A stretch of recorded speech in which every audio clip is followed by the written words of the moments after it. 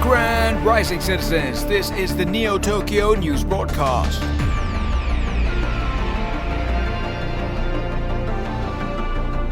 Tykes selling out 1,200 NFTs in 24 hours, a Neo-Tokyo bar popping up in a city near you, Collider Craftworks partners with NT, how can you learn how to code, Chris Brown taking a jab at NFTs, NT's AMA with Gala games and much more, bringing you your weekly recap, live from the heart of the Citadel.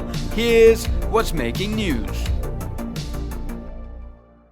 Greetings to the listeners of the Neo-Tokyo News Broadcast. I'm your host, Outer Citizen Shumsy number 769, bringing you your favorite crypto, gaming, or NT news, powered by the NT News team, yet again for another week. Please like and subscribe and follow us on all of our social medias. Kaz writes about the rapper, singer, dancer, performer, artist, and light-skinned god Chris Brown being the latest celeb to join the NFT bandwagon and releasing an NFT collection called Breezyverse NFT, in homage to his latest album titled Breezy.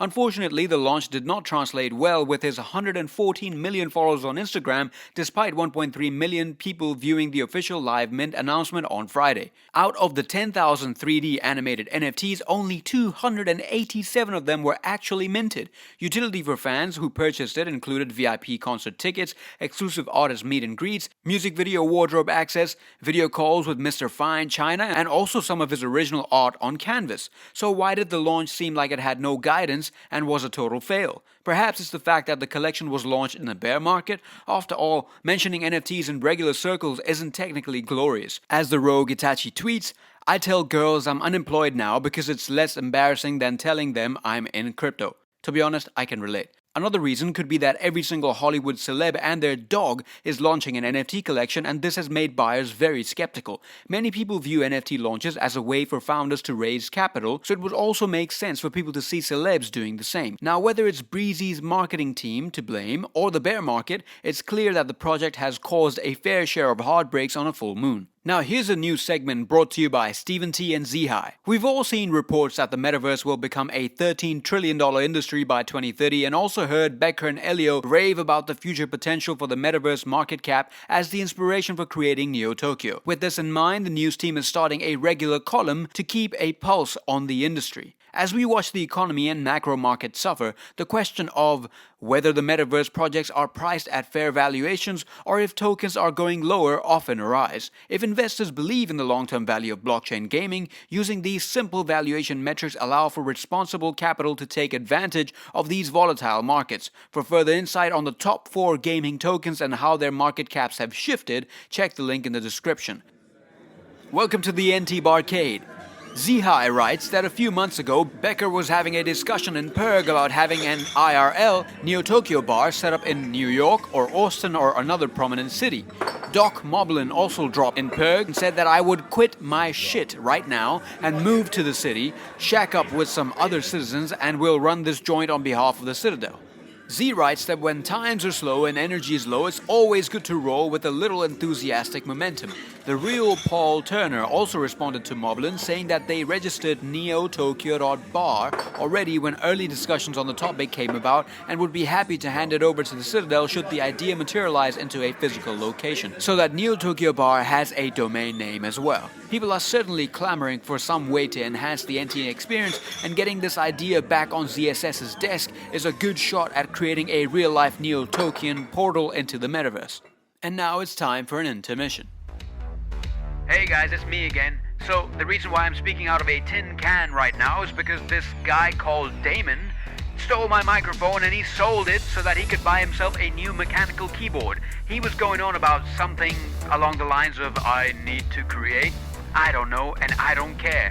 I need you to dial ntnews.eth and send me some of your Ethereum so that the news team can finally commission a new microphone for me.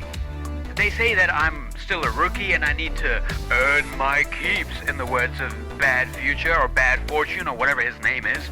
So please, send me some of your Ethereum so that I can get a microphone and get out of this tin can and finally catch this Damon guy who needs to create so bad he had to sell my microphone. Anyway, back to the show. As you can tell, the bear is hitting quite hard these days. Phoenix Down writes about learning to code. From the chaos of the tournaments to the FUD of the greatest shakeout to the general confusion of how outer citizens will fit into the Citadel, S2s have run through a baptism of fire to get to this point. MaxLex entered Angie's and told us about their journey through coding.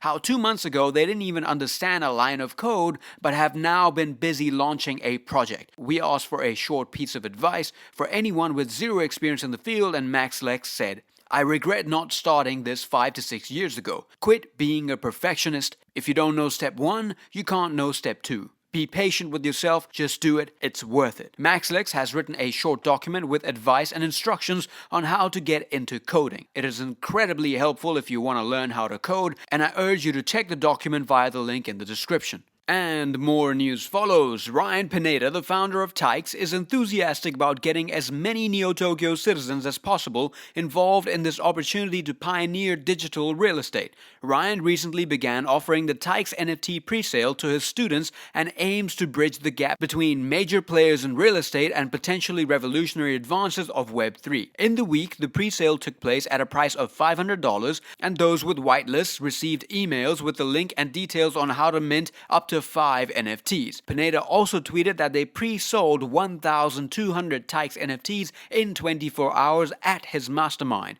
300 people had a chance to buy up to 5 of them, and 80% of the allocation was purchased in that room. Remarkable growth from the project.